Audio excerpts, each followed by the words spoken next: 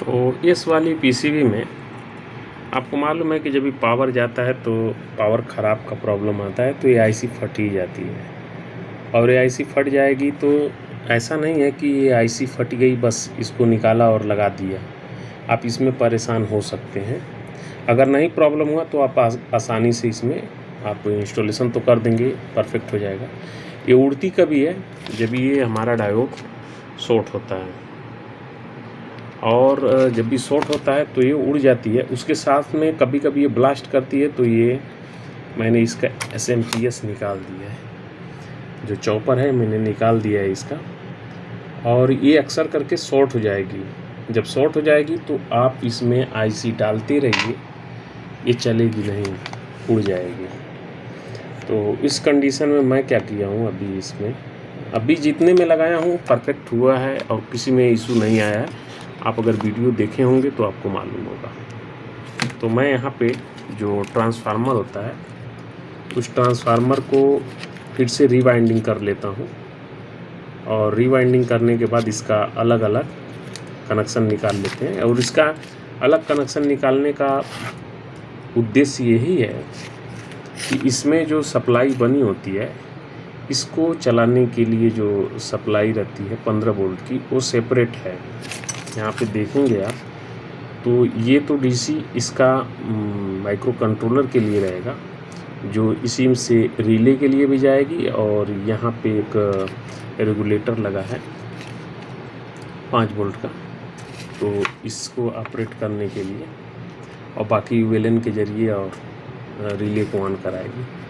और एक सप्लाई यहाँ पे, और इसके ज़रिए ये 15 वोल्ट की सप्लाई होती है, तो यहाँ से बनेगी जो सप्लाई, और एक ग्राउंड से ही ले लिया जाएगा इसका। तो ये चली जाती है इस आईसी को, जो मोटर को स्पीड देना, कंट्रोल कराना, वो सब के लिए रहता है। तो यहाँ पे मोटर का जैक है 15 वोल्ट डीसी के लिए। तो इसके लिए अभी यहाँ पे जो लकीर बनी रहती है, इसका मतलब ही रहता है कि इस तरफ से इस तरफ का कोई संबंध नहीं है, डायरेक्ट यानी कंटिन्यूटी बेस पे अगर चेक करेंगे तो इस तरफ से इस तरफ का कोई कंटिन्यूटी बेस नहीं होगा। जो भी होगा उस कैपलर के ज़रिए होगा। जैसे ये कैपलर है, यहाँ भी कैपलर है, तो कैपलर के ज़रिए ही कनेक्ट होता है, जो कि डायरेक्ट कंटिन्यूटी आपको मीटर पे कभी नहीं मिलेगी। अगर मिलता है तो प्रॉब्लम समझ लीजिए कि शॉर्ट है। और शॉर्ट में क्या होता है, ये जो इस तरह की जो पीएफ रहती है, ये शॉर्ट होगी तब भी होगा, या लीकेज होगी तो करंट पास होगा, अन्यथा होगा ही नहीं। तो मैंने यहाँ पे कर दिया है, ट्रांसफार्मर को लगाता हूँ और फिर आगे। तो एक बार इसका चेक भी कर लेते हैं, नहीं तो ऐसा लगेगा कि नहीं हमने बराबर चेक भी नहीं किया। तो ये देखिए, डायोड उड़ना इसका स्वाभाविक रहता है, ये उड़ता ही उड़ता है, और इसके वजह से ये इशू आता है। अब ये भी बदलेंगे, साथ में इसे भी बदलना पड़ेगा। तो इतना बदलने के बाद फिर आप आईसी डालोगे, जो ये वाली आईसी है डालेंगे, और फिर स्टार्ट करेंगे। क्योंकि सभी लोग के पास ये चेक करने का मीटर नहीं है, इसके लिए हेनरी मीटर लगता है, और वो सबके पास नहीं रहेगा। तो इतना लंबा चौड़ा प्रोसीजर करने की ज़रूरत नहीं है। सबसे बेस्ट प्रोसीजर ये है कि ये बना के रखिए, 12 और 15 की सप्लाई इसमें से आउट करा लीजिए, और 15 की सप्लाई 15 पे जोड़िए, 12 की 12 पे, 230 की इनपुट 230 पे दे दीजिए, प्रॉब्लम सॉल्व।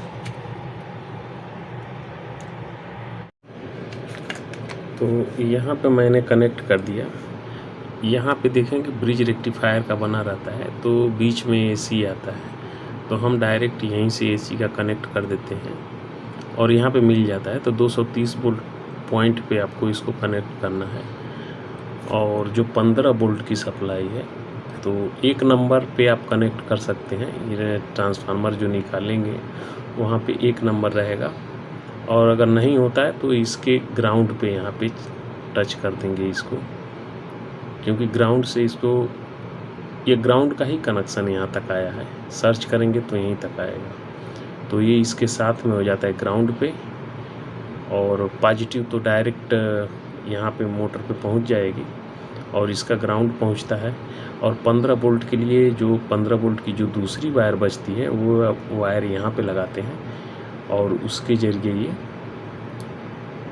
प्लस बन करके इस कैपेसिटर पे आ जाती है। और इस कैपेसिटर के ज़रिए 7812 यहाँ पे लगा हुआ है, तो इससे रेगुलेट होकर के 15 वोल्ट की सप्लाई यहाँ पे आ जाती है।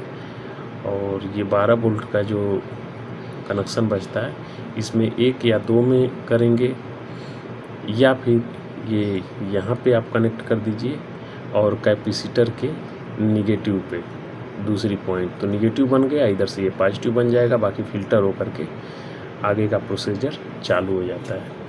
तो चलिए मैं इसका कनेक्शन कर दिया हूँ और आपको मैं चालू करके दिखाता हूँ। और मोटर भी लगा देते हैं, क्योंकि मोटर भी कनेक्ट कर देता हूँ इसमें। पता नहीं मोटर यही है कि दूसरी है, देखना पड़ेगा। यही मोटर है संभवतः, चलिए देख लेते हैं। तो ये चालू हो गया।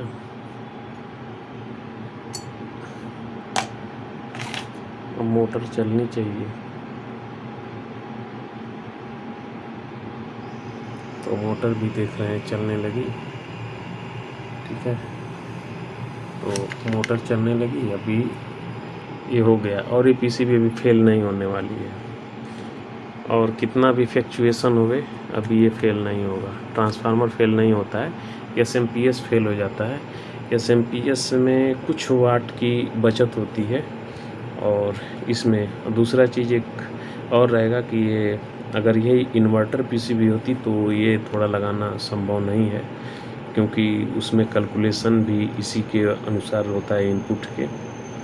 और इसमें क्या होगा कि अगर जो 200 वोल्ट 230 के बजाय अगर 180 इनपुट होगा तो ये सर्किट ही शायद ऑपरेट ना करे, क्योंकि यहाँ पे सप्लाई कम बनेगी उसके हिसाब से। और इन्वर्टर में ऐसा नहीं होता है, उसमें कम भी सप्लाई रहेगी तो भी सर्किट ऑपरेट हो जाती है। लेकिन माइक्रो कंट्रोलर को ये मालूम रहता है कि वोल्टेज यहाँ पे नहीं है, उसमें प्रोटेक्शन ज़्यादा होता है, इसीलिए थोड़ी सी समझने में हम लोग को समस्या होती है। तो उसको समझना थोड़ा सा कठिन पड़ता है, लेकिन फिर भी जब उसको समझना आप शुरू कर देंगे तो ये अभी कोई ऐसा चीज़ नहीं है, क्योंकि बनाया है इंसान ने तो बनाएंगे इंसान ही। तो चलिए ठीक है, नेक्स्ट वीडियो में फिर मिलते हैं।